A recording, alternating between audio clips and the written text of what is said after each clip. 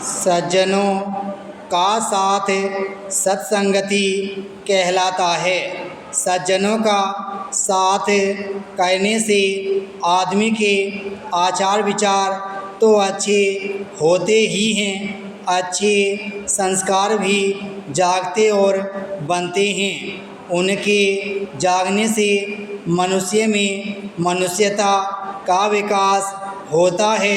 मनुष्यता का विकास समस्त अच्छी वृत्तियों और प्रवृत्तियों को उजागर करके सारे वातावरण को अच्छा, उन्नत एवं ग्रहण करने के योग्य बन जाया करता है। सत्संगति मनुष्य के सद्गुणों का विकास तो करती है, उसकी सोई शक्तियाँ भी जगा देती है। ऐसा हो जाने पर मनुष्य के लिए कुछ भी कर पाना कठिन नहीं हुआ करता।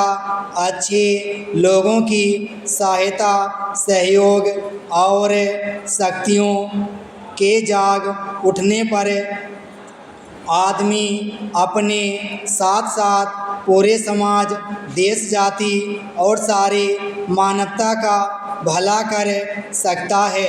सत्संगति से मनुष्य के ज्ञान क्षेत्र का विस्तार होता है, उसमें मनुष्यता का विकास होता है। विकसित मनुष्य सभी का भला कर सकता है। अच्छाई बुराई या सत्संगति कुसंगति दोनों का स्वभाव से ही विरोध रहता है। इनका साथ कभी निभ ही नहीं सकता। बुरे या कुसंगति में फंसे व्यक्ति का साथ तो कभी भी नहीं।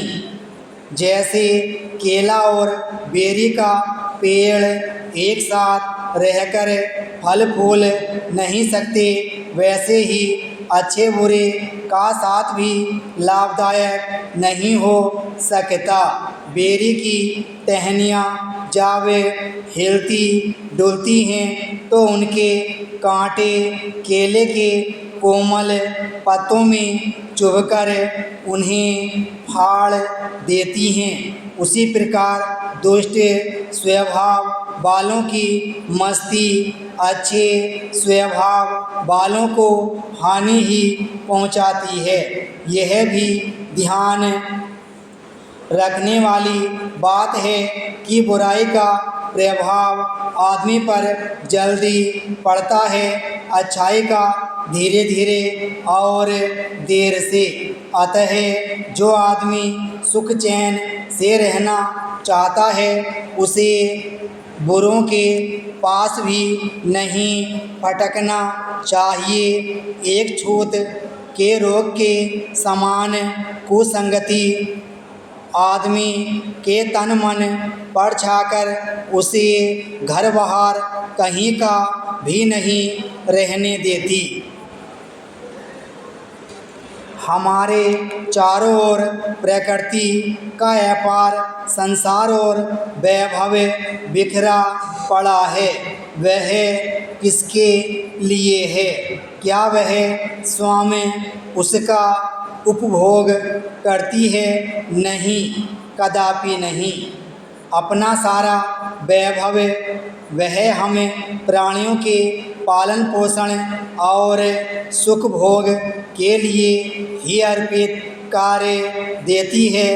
अनेक प्रकार से काटी पीटी और गोदी जाकर धरती जो अन्य फल फूल विविध वनस्पतियाँ उगाती है वह स्वयं नहीं खाती।